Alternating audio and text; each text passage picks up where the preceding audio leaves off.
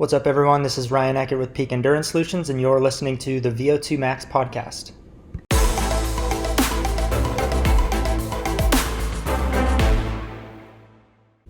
Welcome back, everyone, or if this is your first time tuning in, then simply welcome.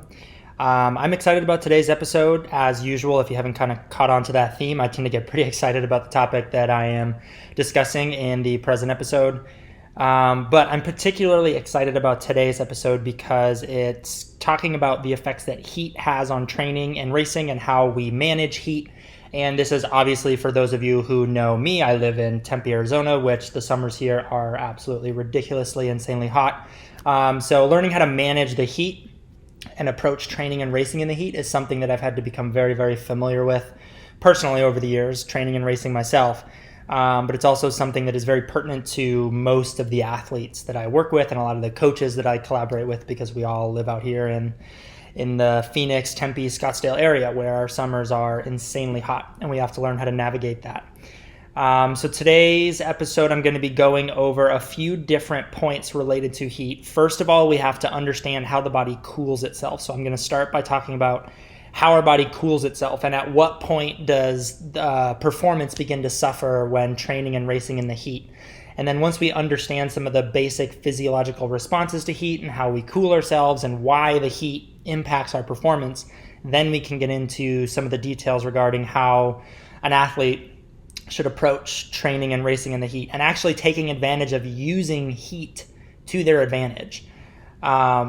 And you'll know, I'll give a couple examples of how, say, elite level or professional athletes take advantage of heat, much in the same way that they take advantage of altitude, which if you listen to our last podcast, it was all about altitude. So although the physiological response to heat is different than it is to altitude, it can also be used to the athlete's advantage, much like altitude can, so that you can improve your performance, not only in training, but also come race day. So let's start off by talking about the physiological responses to heat. So when we go into a hot environment, and again, this is all a little bit relative depending on what the athlete is used to. So say, for example, you live in Alaska where your summers are like 50 degrees. Obviously 75, 80 degrees is going to feel much hotter to that athlete living in Alaska than 75, 80 degrees might feel to someone living in Florida, where basically their entire winter is 75 to 80 degrees with a really high humidity level. So to some extent, heat is relative depending on what the athlete is acclimated to. But we do know there are studies that show that once you start getting above 35, 40 degrees Fahrenheit, I'm going to talk about degrees here and it's all going to be in Fahrenheit. So sorry for those of you that like to function on the Celsius scale. But we do know that performance begins to suffer once we start to cross over that 35 to 40 degree barrier. And there was one study that was actually done back in 2007 that noted, and this was specific to marathon performance, but performance in the marathon, i.e. performance slowed down, time slowed down, starting around 40 degrees Fahrenheit. So as the temperature went up from 40 degrees Fahrenheit, times got progressively slower and slower across the board. Now, obviously, an athlete who acclimates to the temperatures that they're racing in is going to be at an advantage compared to someone who doesn't. So if someone is acclimated to 80, 90 degrees with a high humidity level, they're going to perform better than someone who isn't acclimated. And we're going to talk about how you would acclimate to heat here in a second. But it is important to note that for everyone, just like with altitude, everyone suffers acutely in the heat, even if you're acclimated. So no matter what, even if you're fully adapted and acclimated to a hot environment, your performance is still going to be less or worse than it would be at much, much, much cooler environmental temperatures. So we know that around 40 degrees and upward, performance gets progressively worse, right? You're going to be a little bit slower. And that trajectory is linear. So in other words, as the temperature goes up, your performance progressively slows down and gets worse. And this is across the board for everyone. But like I said, those that are acclimated to the warmer conditions are going to fare better. So why does our performance suffer when we go into warmer, hotter, more humid environments?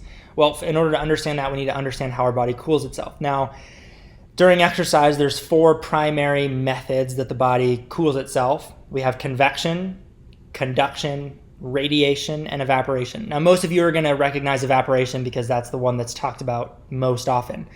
And in really, really cool conditions, we get a nice mix of all these different ways of cooling our body down. So we cool ourselves down through other methods than just sweating. Now, sweating is one of them. That's evaporation. And through evaporation, the body loses heat when the sweat droplets evaporate into the air around us, right? The sweat comes to the surface of our skin, and each bead of sweat carries with it heat. And so when that sweat evaporates, you're essentially dissipating that heat out into the environment around you. Now, we also have radiation, which is the transfer of heat from one object to another without any physical contact. So in essence, in terms of putting this into the context of exercise, think of losing heat through radiation as your body is like literally a furnace while you're exercising, and it's losing some of that heat to the outside air around it. And then we also have conduction, which is the transfer of heat from the body's skin to another cooler object that the body is coming into contact with. So this could be, let's say, for example, you're doing a marathon and you dump water on yourself and it gets on your clothing. Now your clothing is soaking wet and your clothing now is cooler than your skin. Well, the heat is going to start to move from the warmer skin to the cooler clothing material, right? And so then the clothing material obviously becomes warmer as your skin dissipates the heat into that cooler clothing material. So that would be heat loss through conduction.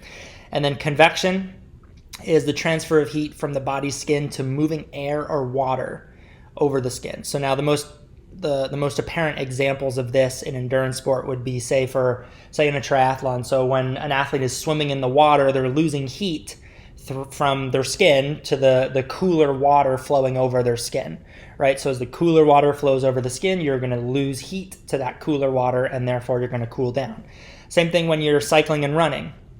It's obviously much more apparent in cycling because you're moving at faster speeds, but that rush of air moving past you essentially picks up heat from your skin as it rushes past you, and that in essence helps to cool you down. So now we have those 4 different methods of cooling ourselves down, which is convection, conduction, radiation, and evaporation. And as the temperature goes up and as the conditions get hotter or as the humidity levels go up, obviously we need to be able to cool ourselves down more and more. So if you're going out and you're exercising in really, really cold environments, like say it's 35 degrees in the morning in the winter and you go out for a run, you're not going to need to cool yourself down nearly as much as you will if you're exercising when it's 75, 80 degrees in the summer in the middle of the day with the sun beating down on you and it's 85% humidity out. There's a drastic difference in the strain that's being put on the body in terms of the heat load versus when it comes to 35 degrees versus 80 degrees. So as the temperature goes up, these systems start to work. They start to work harder in order to keep your body cool, right? So we need to keep our body at a somewhat stable core temperature or else we would die. If our body temperature gets past a certain threshold, we would, in essence, our body would start shutting down and we would die. So yeah, while we're exercising, obviously our brain and our mind wants us to continue exercising, but as the temperature goes up, survival mechanisms kick into place and our body is now more concerned with cooling itself down and maintaining a stable core body temperature than it is maximizing the speed that you're going at or the power output that you're producing while exercising.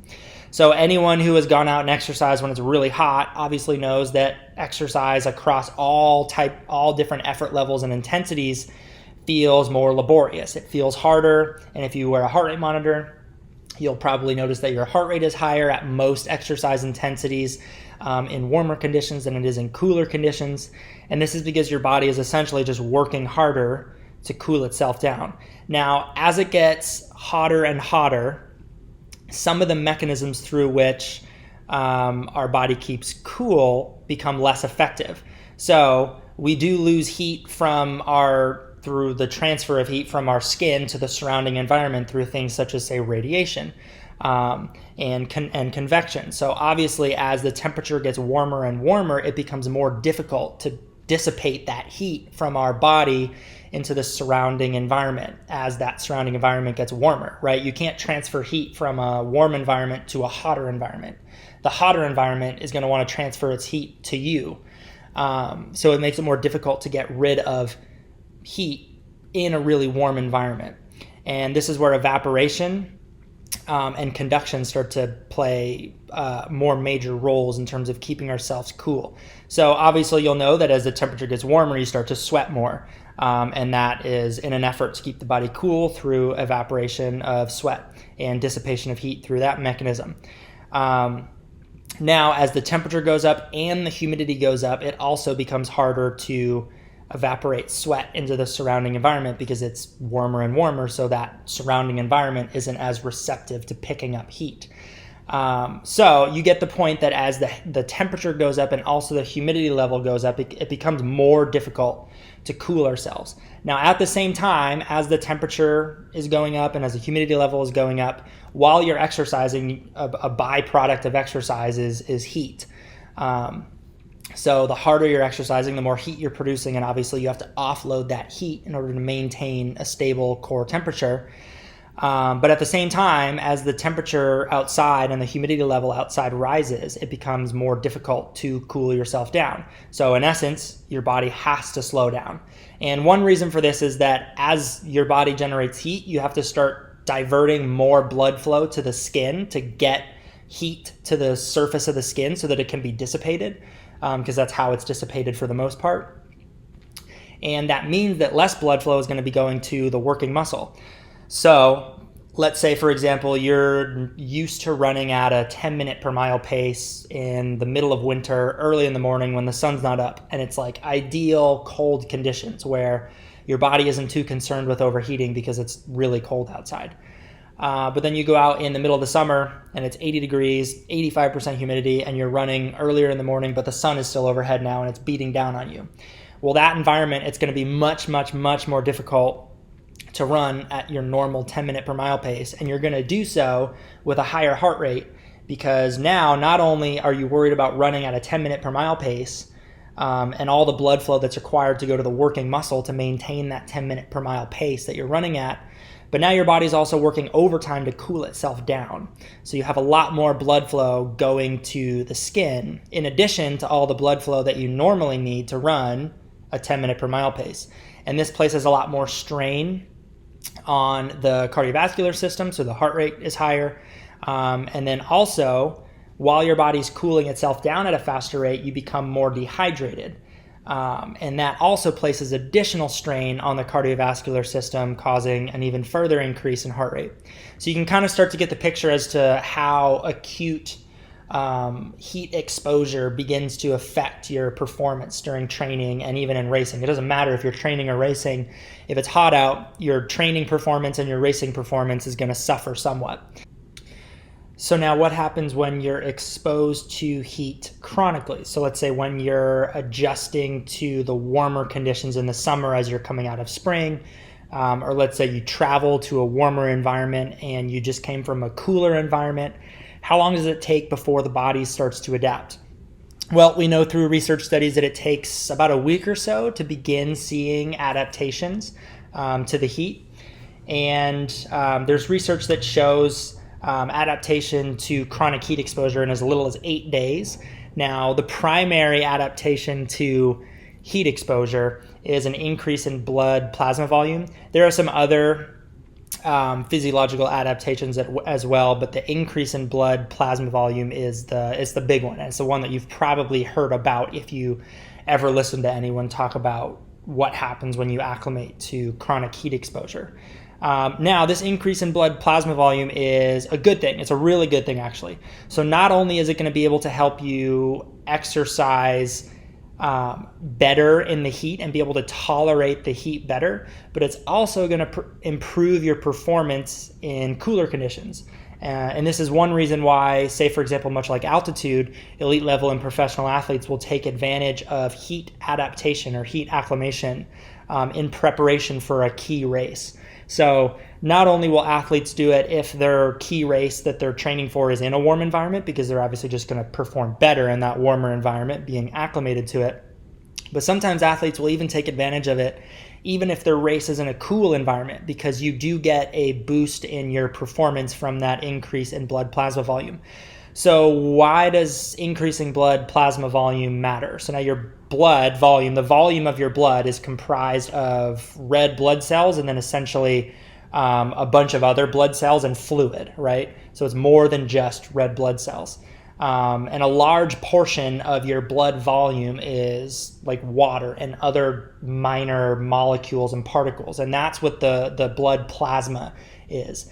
And if you've ever watched someone separate out blood by spinning around a centrifuge, there's like 40 to 45% of it is all the red blood cells, and then the other like 50 to 60% in healthy blood is blood plasma. Now, blood plasma is primarily liquid, right? It's just like water. So a lot of our blood is just water. So now having more water in the blood improves our ability, one, to cool ourselves down. So it makes cooling ourselves down a little bit more efficient, a little bit quicker, a little bit more effective. So we can exercise in the heat and tolerate heat a lot better and a lot longer than we normally could if we weren't acclimated.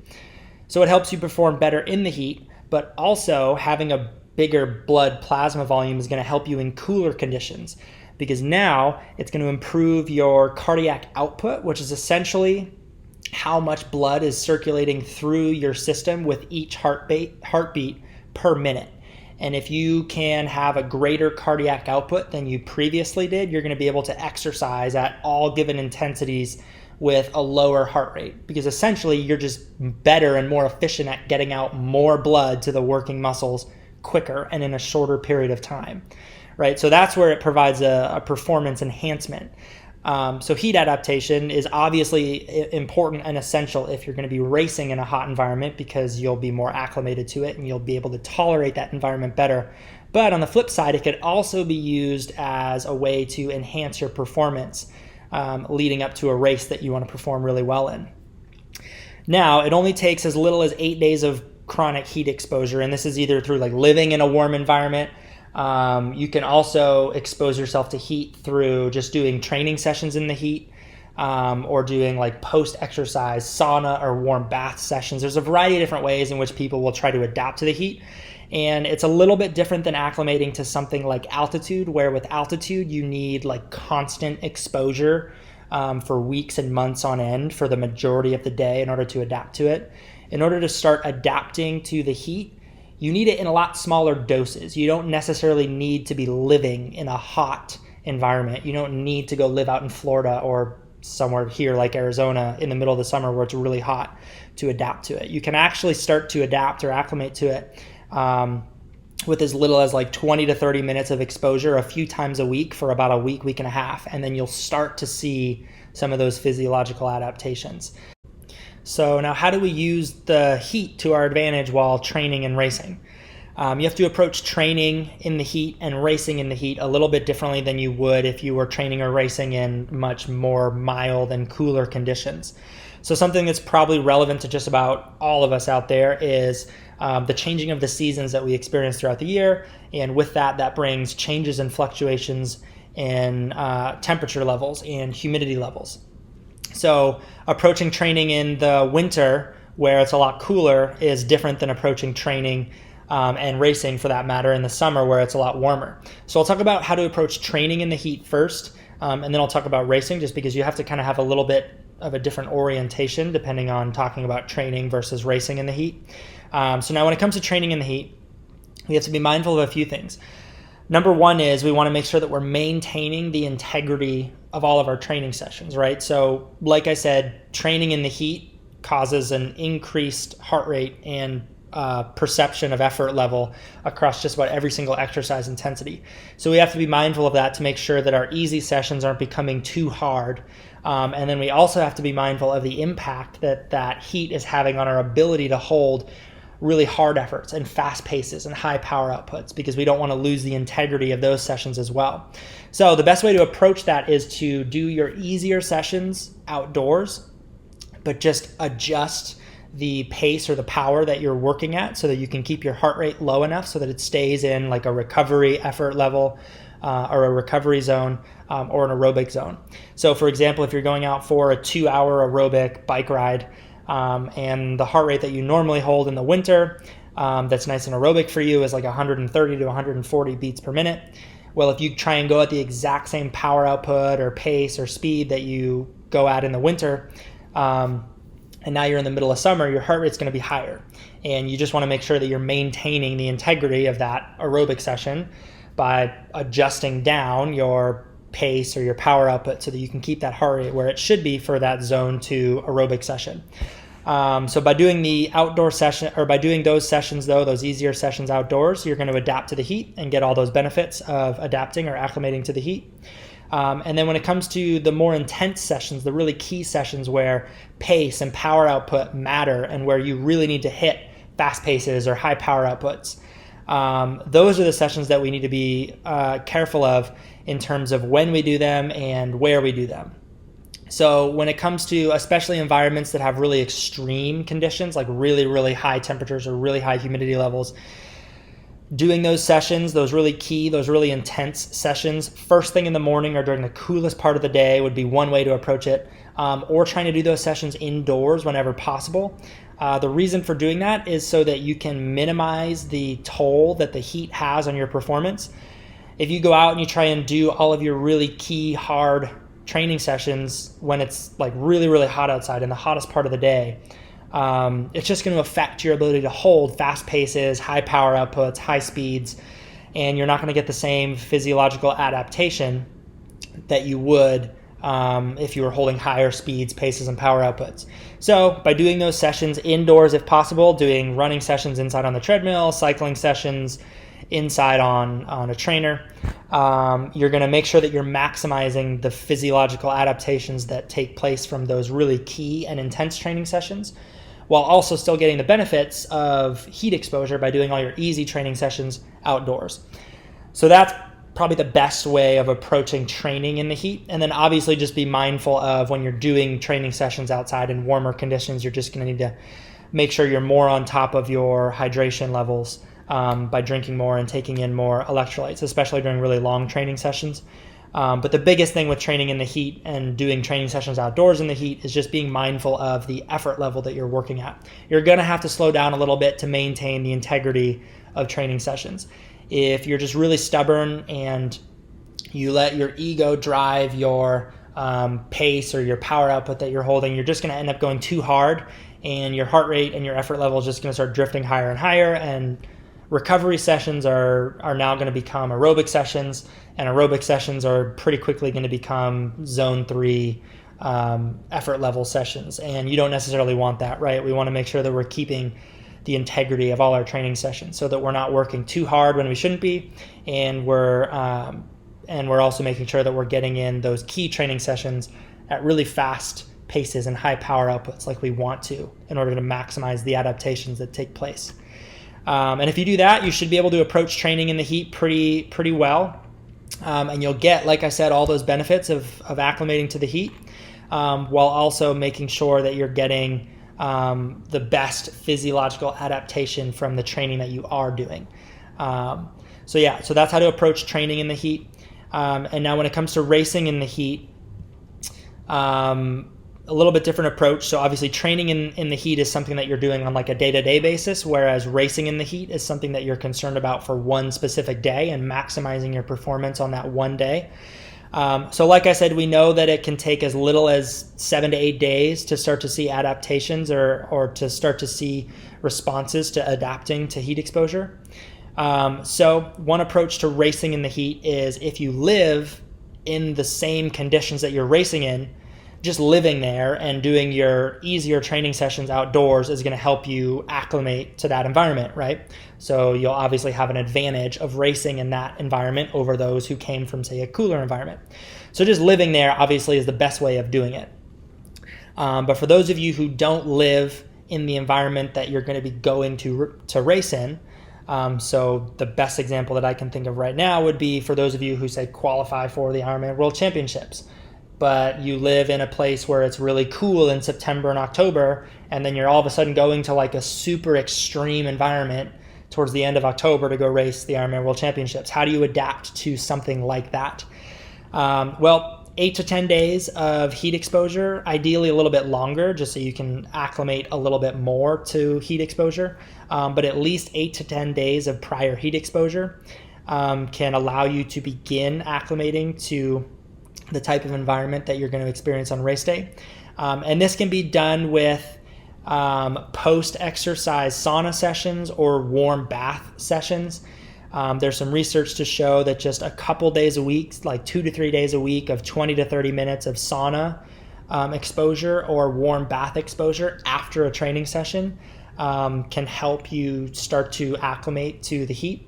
And the reason for this is because as you go out and exercise, your core temperature rises. And then by going immediately from the training session into, say, a really hot sauna or into a really warm bath, it strains your body's ability to cool itself down, somewhat stimulating the type of experience that it might have if training outside in a really warm environment.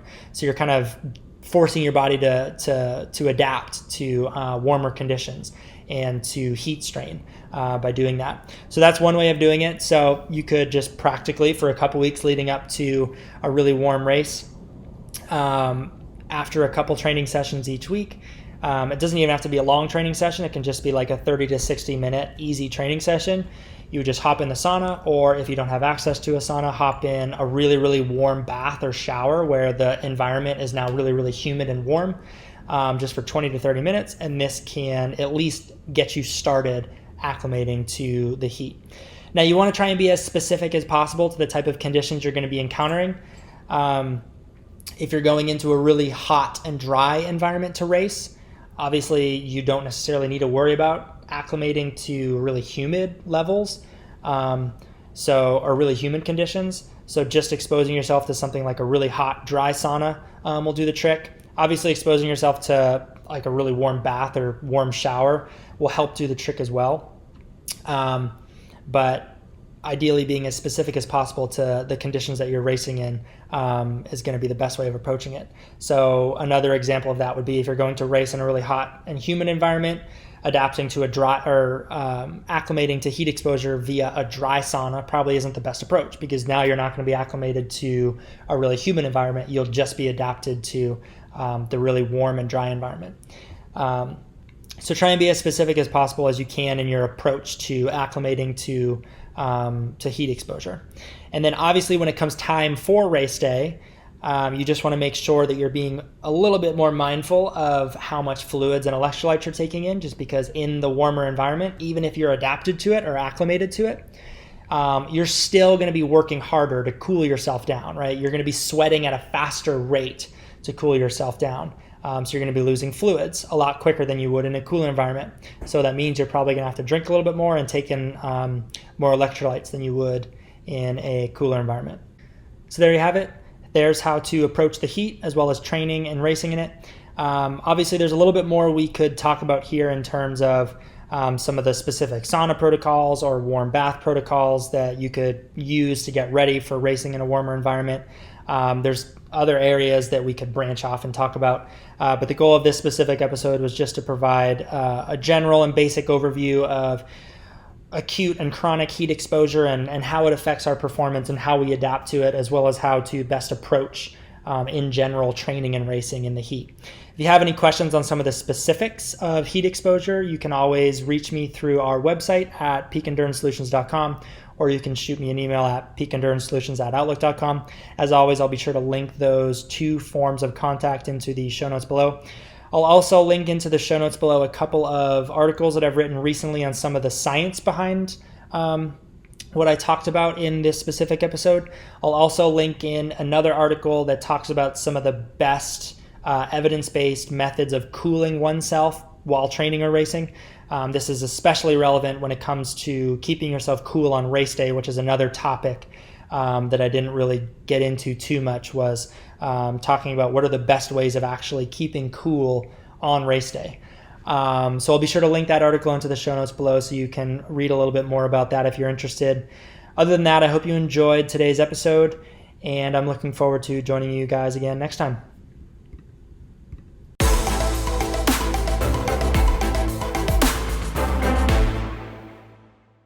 Thank you for tuning in to today's episode. If you're listening to us on iTunes and you have a free moment, go ahead and leave us a review. Those reviews are very much appreciated. And if you know of anyone who would be interested in following along to our podcast, please be sure to share this episode with them and let them know to subscribe.